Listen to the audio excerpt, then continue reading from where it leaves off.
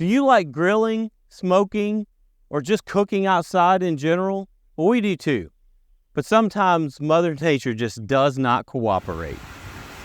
So we're building this BBQ Shack, a place that we can come, get out of the weather, smoke, grill, cook, get on the Blackstone, whatever we want to do, enjoy being outside, and get to cook some great food. So come along with us and watch as we build this. It's going to be a multi-part series, and at the end, I'm going to do a video just strictly about the cost of what it took to build this. Because that's always one of the biggest questions I have with some of my big builds, like a greenhouse or the deck build for our RV. It's like, well, hey, how much is it going to cost me to get into one of those? Well, I'm going to walk you through it. Typically, I don't keep up with every product I buy, every bit of screws and everything else, but I'm going to this time, and I'm going to do a video at the end showing how much it costs. And make sure you subscribe and tune in weekly for all of the update videos. Just got back from Home Depot. I've got the posts for the corner posts are going to be 4x6s. We've got 12 feet. Of course, I'm going to have to cut some off. 12 feet is going to be too tall for the back at least. But at the same time, they had 10s and they were only a couple of dollars cheaper. So I said, well, I'd rather go ahead and pay the couple of bucks and get the 12 foots, and then I'll have more cutoffs. Then I've got 4x4 posts here that I'm going to use for the posts in the middle. They won't have quite as much weight on them, so I'll get those posts just in the middle, and then got at least the outside frame.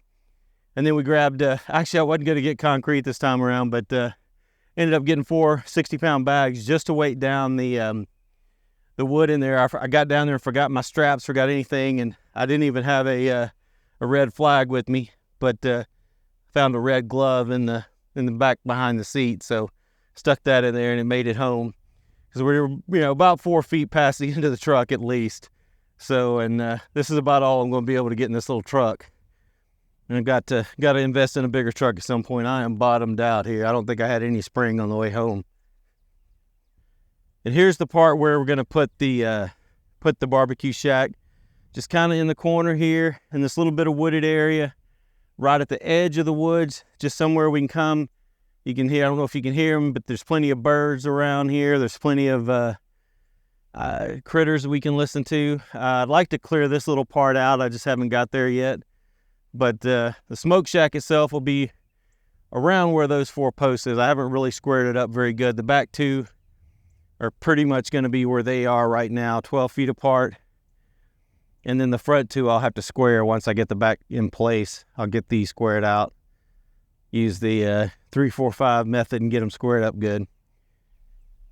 In talking about the 3-4-5 method, this method is based on the Pythagorean theorem. You remember that formula that was talked about in math class you thought you'd never use in real life? The formula is a squared plus b squared equals c squared. In the 3-4-5 method, let's say a is 3, b is 4. So a squared is 9, b squared is 16. Add them together, you get 25. Take the square root of 25 to get c. So c ends up being 5. In this case, c would be the square root of the sum of a squared and b squared. This may sound obvious, but I just didn't want anyone to go trying to do this same squaring method with the 7, 8, 9 method or the 10, 11, 12 method or anything like that. It isn't just any 3 numbers in a row. We ended up using string between the posts and got it leveled. We measured 3 feet in one direction and made a mark. We measured 4 feet in the other direction and made a mark. Then we measure between the marks, and hopefully it's 5 feet. In our case, it started off and it wasn't quite 5 feet. So we ended up having to move the post out a bit to get it to square up. Once we had the T-post squared up exactly, we used spray paint to mark the location for the holes. The spots for all 8 holes are marked and ready. We're going to use the PTO auger on the tractor to drill the holes. While this video is sped up quite a bit, overall I think drilling all 8 holes only took about 15 minutes. The auger ranks as one of my most used and favorite implements.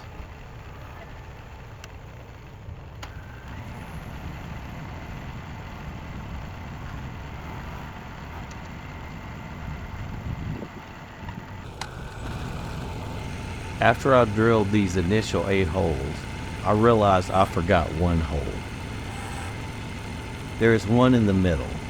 It will not have a tall post, but it will have just enough of a post in the ground to support the beams running across the middle. Here we are with all 9 holes dug. Now I just need to get the dirt picked up for reuse in other parts of the yard. We're all cleaned up and ready to go. The inspector is checking that the holes are the correct depth. I needed a little help with these 4x6 posts. They are a bit heavy. We got all 8 posts in the ground so we could start squaring them up.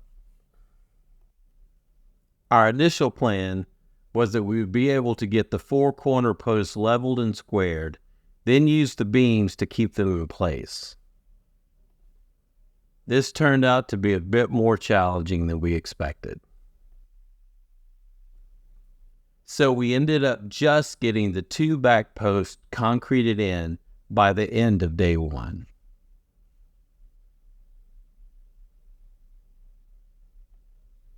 Now we are back to using the 3-4-5 method and some string.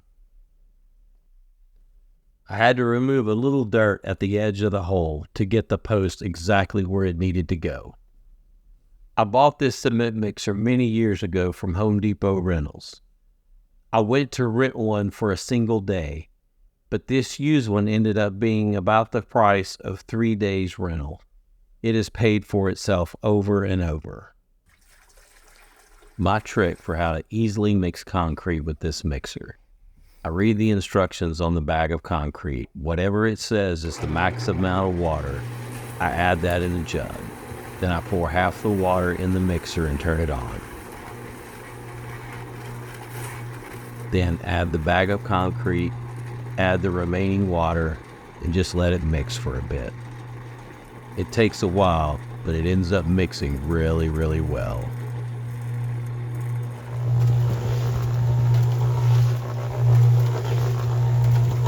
Well, we spent some time out here the last couple of evenings. We got the holes in the ground, got the posts set, got the ledger boards all the way around. We still got 2 more ledger boards that are going to go, well, either right here between these posts or over there. I haven't quite decided yet.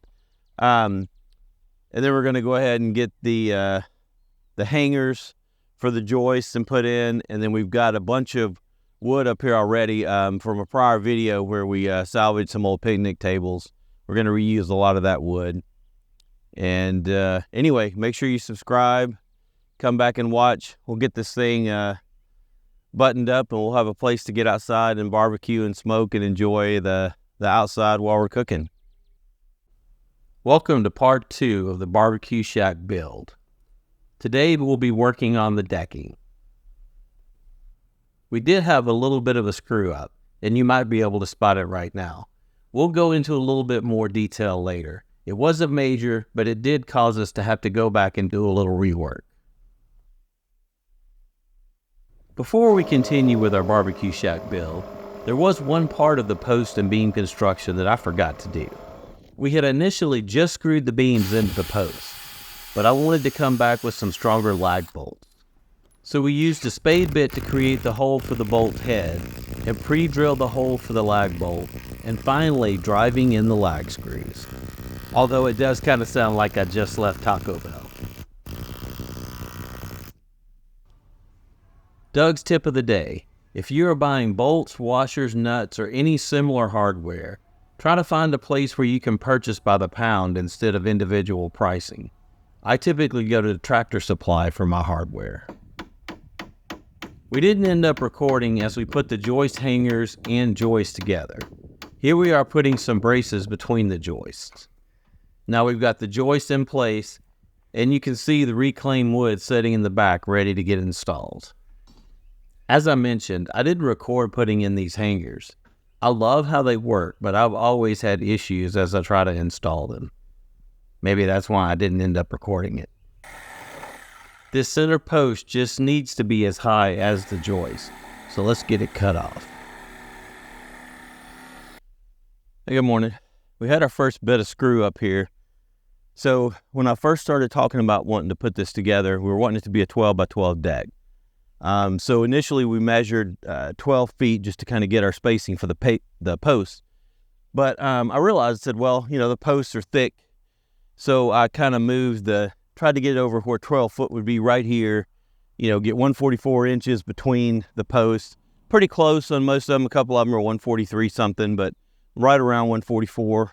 The problem is I've got all these used recycled pieces of wood that I wanted to use for the decking. Now, granted, I've only got enough to go for half of it, but I wanted to use this, to give it a rustic look, plus it'll save me a little money.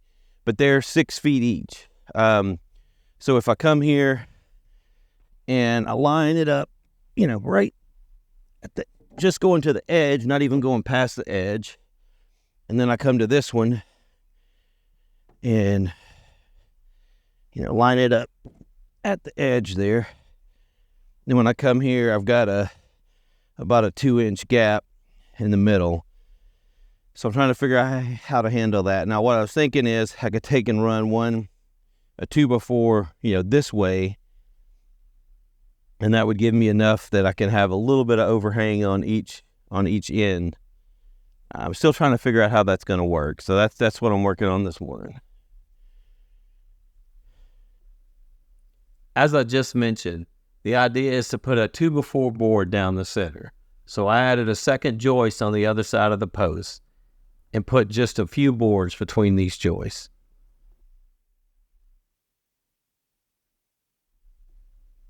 As I'm putting down any type of decking, I like to use these Craig deck spacers. They provide a standard 1/4 inch between the deck boards. For the middle of the deck boards, I don't bother pre-drilling even with older boards. I just drive the screws in to secure the decking boards to the joist.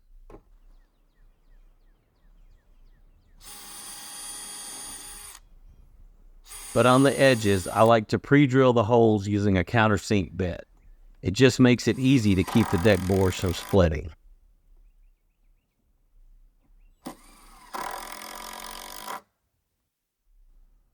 It goes much easier with 2 people.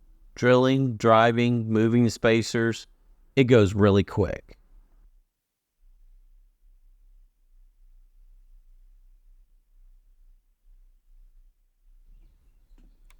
Here it is with all of the reclaimed wood installed.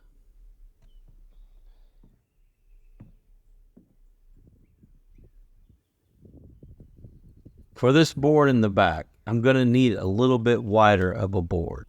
I've got a wider scrap piece that I can use on this other end. I've got the same problem on this end also. So I'm going to add another joist up here, just like I did before.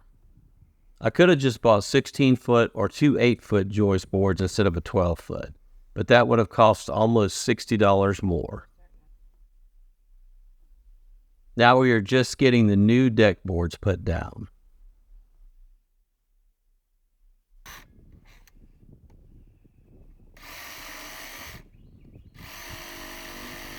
I need to cut slots in the boards to fit around the post.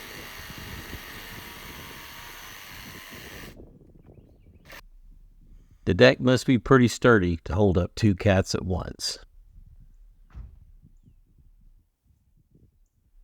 All right, we got the deck done. End of day 2. We're into a few complications we talked about here. We had to kind of split the boards down the middle and put a 2x4 piece here to make it work out. But all in all, I think it worked out okay. Is it perfect? No. Is it close to perfect? No. Is it close enough? Yeah, it's close enough. Kind of like my old professor used to say in college. He was an ex-NASA employee, and he used to say, well, it's close enough for government work. And of course, now that I think about it, maybe that's why he was an ex-NASA employee. But anyway, we were going to try to get started on the roof today, but that didn't happen. And even tomorrow, we're supposed to get a big line of storms coming through tomorrow and probably the next day. So I'm not sure we'll even get to it within the next few days. But tune in for the next video. We're going to get started on the roof, and then we'll come back and start putting some sides on it and get this thing completed. I'm ready to get out here and get some smoking and get the Blackstone out here and get some food made. Thanks. Appreciate you guys watching. Well, I mentioned at the end of part 2, the rain was coming. Well, it did, and it did rain for a few days. After we dried out a bit, it's time to get back to work on the BBQ Shack. This is part 3 of the build. Today we're going to be working on the roof. I just make a mark so I know where the rafters need to go. I make holders to hold the rafters. That way it's easier for me to lift them up by myself. The idea is that I can lift one end of the board, get it on the holder, and then lift the other end and put it in the second holder. The holder is pretty much just one board for the rafter to set on, and one board to keep the rafter from sliding off the holder. Here's the finished holder. You can kind of see what I was talking about.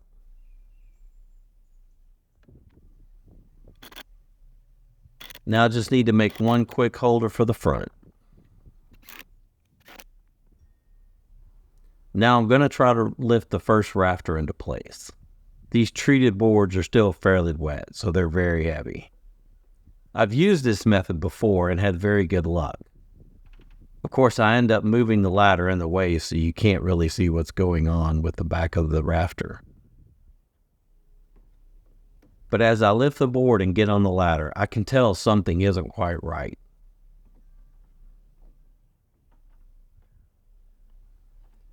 I look back at the board and see it has came completely out of the slot and just setting on the holder. So at this point, I decide to regroup and look for another option.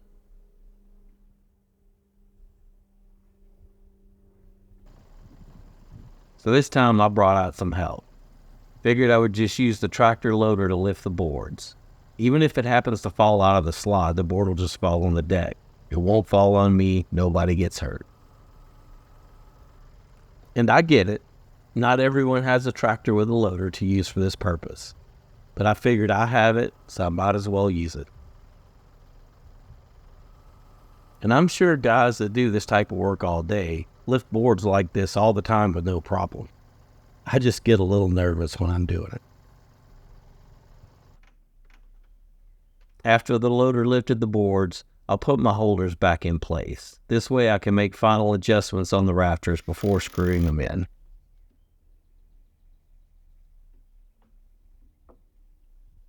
This was so much easier than trying to lift the boards myself. Now I can just lower the loader so that the rafters are setting on the holders themselves. Now I've got all the rafters in place, just need to secure them to the posts.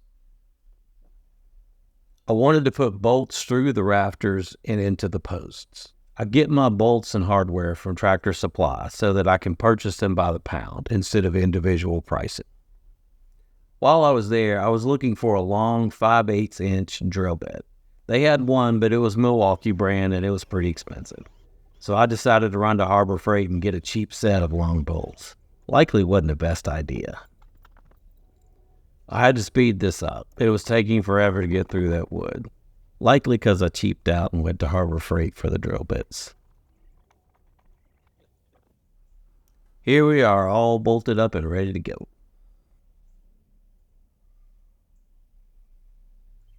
We paid a quick visit to our local used tin vendor to get some good roofing material. What we ended up getting, what I believe, is actually siding for metal build. I believe he said it came off an old horse arena that was being rebuilt. He had some really long ones, but no way I'd be able to fit that in the truck. I ended up getting 8 and 9 foot ones and a few short ones just to make up the difference. I pulled out the caliper to see how thick the metal was. It came out to 0.91 millimeters. That's about 20 gauge steel. The stuff they sell at Home Depot or Lowe's is about 31 gauge. So this metal is about 3 times thicker. Here I've got them all laid out so we could get good measurements and get them kind of sprayed off and cleaned up a bit. I didn't end up filming installing the strapping, but we've got that installed or ready to start installing the tin.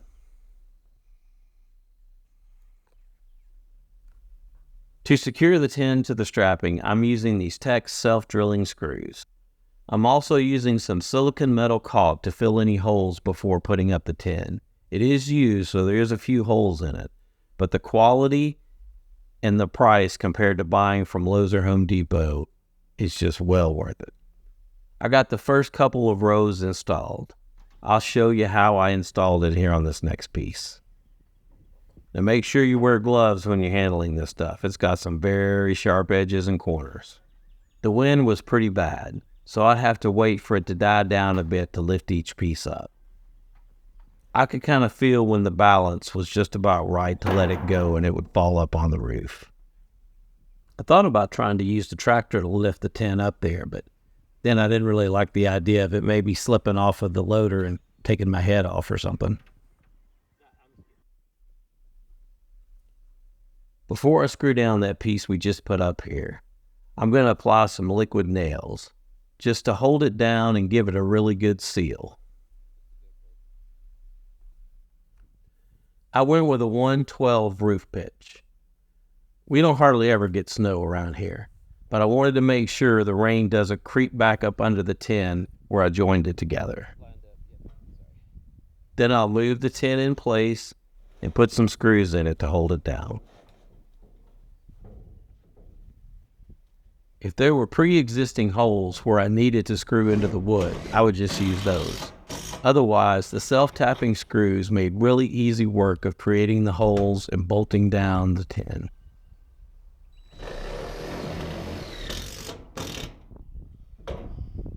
Some of the tin didn't have a perfectly square edge, so I'll have to square off the ends. To cut it, I'm using this Lennox Metal Max blade. This thing is worth its weight in gold.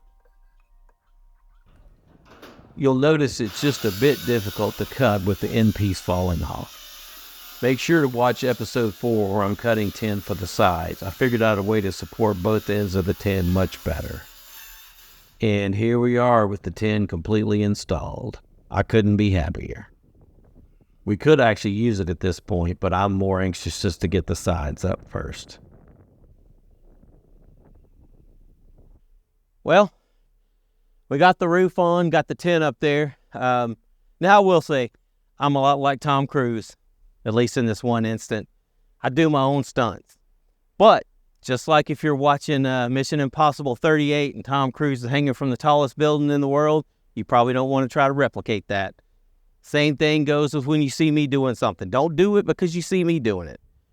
This is entertainment purposes only. Go do your own research. And if you're not comfortable doing anything when you're building these, something like this BBQ Shack, go hire a professional. Don't risk your life or risk injury. I probably did a little bit too much risk today. And in fact, this wind is a bit crazy right now. Being up there with that tin in my hand was not a smart decision. But anyway, I did it and I was able to get it up there without causing any injury. This stuff is thick, so it is very heavy, which is good because it doesn't let the wind blow it away too easily. But anyway, thanks for watching. This is part 4 of the BBQ Shack build series. Today, we're going to be working on the sidewalls. Here you can see the completed outside frame for the first wall. These walls are going to be half height, at least on the front part.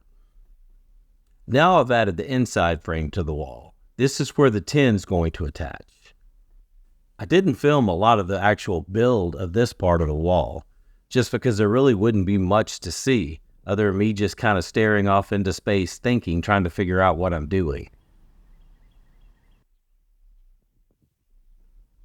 At least for these first few walls, it's just going to be a few highlights. Then when we get to the next set of walls, I'll go into a little more detail on how I'm constructing each piece. Here's the finished product with the tin installed. And a view from the inside. The back part's going to be pretty much the same, at least for these side walls, but it's going to go all the way to the top instead of just being half wall. And here we are with the first full side wall installed. So now I've got the complete side finished, the half wall and the full wall for this side. And just another view from the inside. For the outside frame pieces, it's pretty much just measure, cut, and screw into place.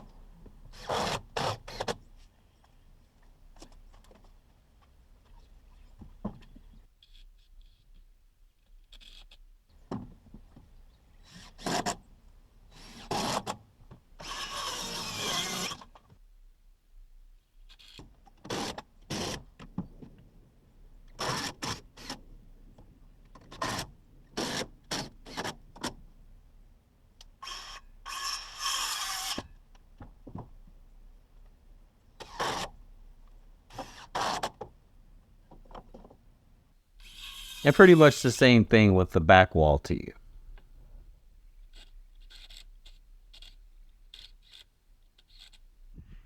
Oops, did I say measure, cut, install? I think I should have said measure twice, cut once, and then install. Oh well. All right, let's talk a bit about how I frame this out. I've used two terms so far. I've talked about the outer frame and the inner frame. So the outer frame is really just the board.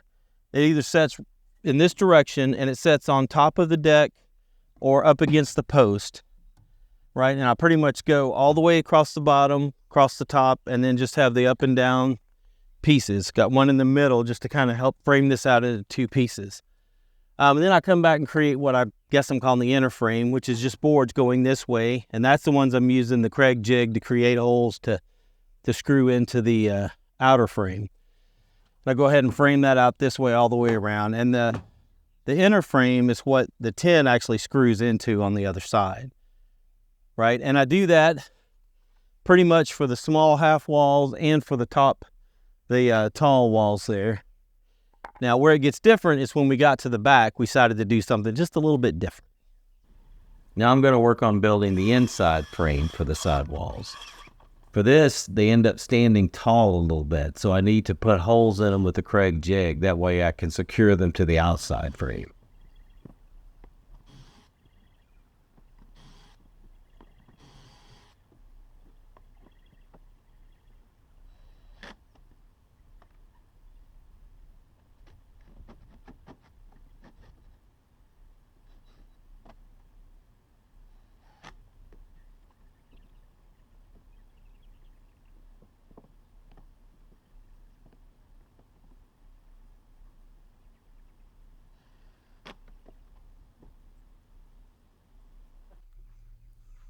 And now I've got the inside frame completed on this entire wall. So now it's just time to add the tin and we're good to go.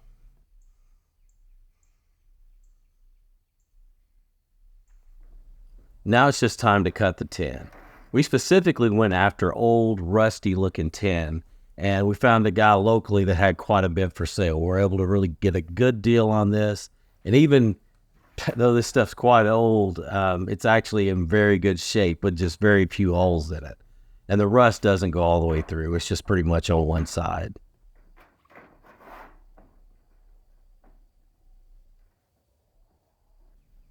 In part 3, I talked about the blade I used to cut the tin, and it does wonders on this tin, being it's just a little bit thinner. You can see how I'm bracing the wood here. I'm not actually cutting off the end. I've got wood on both sides of where I'm cutting, and that makes it easy to hold the tin perfectly as I'm cutting it.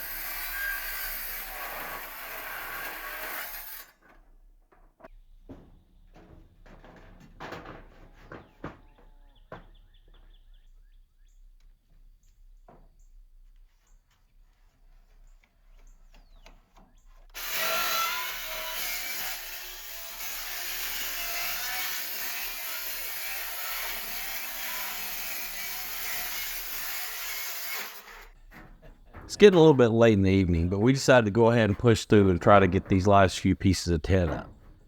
You know, it's just one of those things. This barbecue shack's on the opposite end of the house from our shed where all the tools are. So it takes a while to get all the tools moved over here and then get them put up. So every day that we work, we ideally want to get as much work done as we can. It really helps having the DeWalt driver that has a light on. Here's the finished walls from the outside. Having the light on the phone really helps when I'm trying to film this. And here's the inside view. Now we're back working on the front wall. I've already framed it out and I'm just getting ready to cut this in.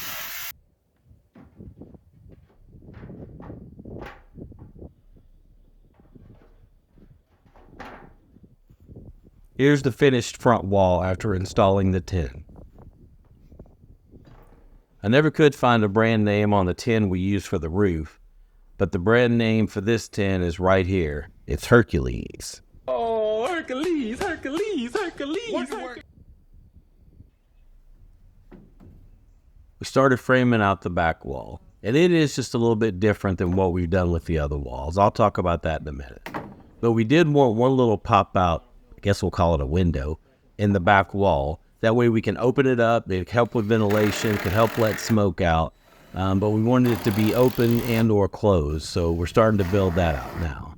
And I bought some gate hinges that's going to allow it to open and close. And it does open. And it kind of closes, although it doesn't really close all the way back.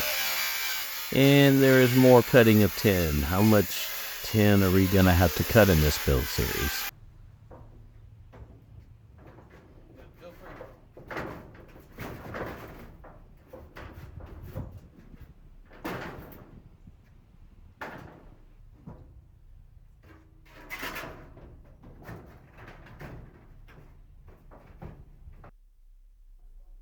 Going to install the tin that I cut onto the opening window.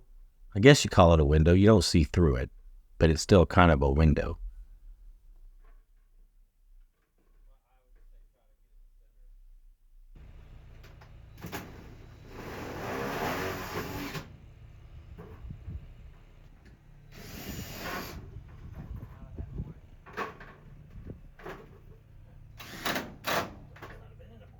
All right, now we're in back of the barbecue shack here.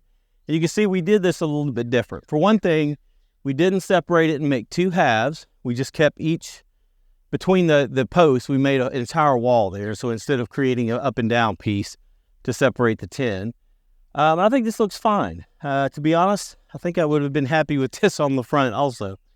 As much as I love the way the front looks, it definitely consumed a lot of wood, that's for sure. And on this one, we went ahead and made our outer frame being the bottom.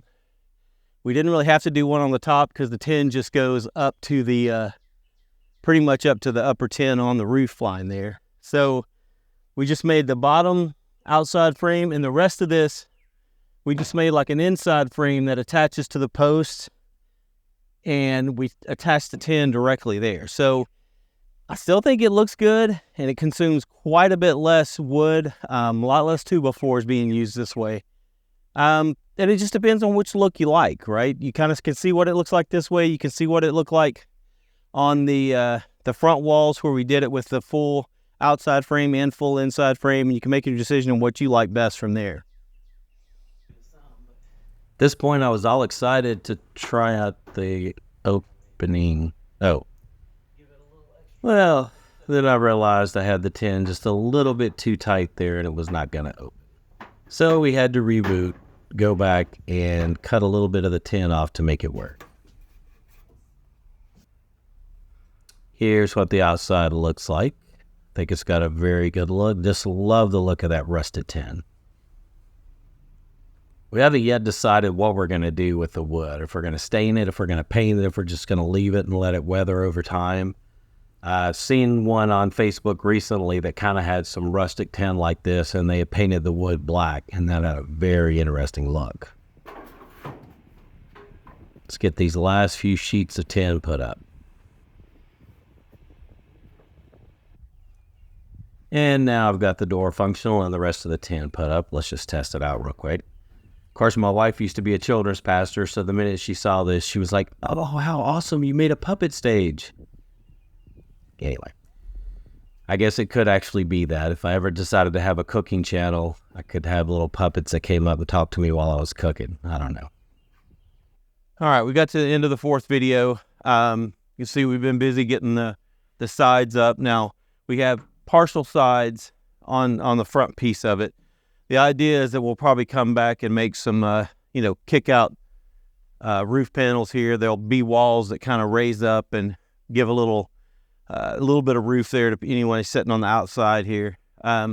Similar to this, we've got the little window here that's just supposed to provide airflow, let smoke get out maybe, but mostly to let the breeze blow through. I still need to get some gas struts for that to push it out once I open it, and I need to get a little latch to keep it closed whenever we want it closed, because right now it kind of just sets where it's pushing out just a little bit. But I need to get that completed. But besides that, we're about ready to start moving in here. Probably today we're going to go ahead and bring the smoker out, the Blackstone, the grill. I've got a rustic ice chest I made a few years ago that we're going to bring out, and I've got a kind of a rustic looking trash can. Get that out here and probably move a table and a couple of chairs in here just so we can start using it. But appreciate you guys watching. We've got a couple more videos in this series. I'd love to see your feedback. If you've got links to your videos where you built your barbecue shack, please put them in the comments. I'd love to watch it. Give me some good ideas. I'm still trying to figure out what to do shelving wise, maybe some cabinets, like a workspace, prep table, whatever. Still trying to get that figured out, but I appreciate it, guys. You'll have a good day.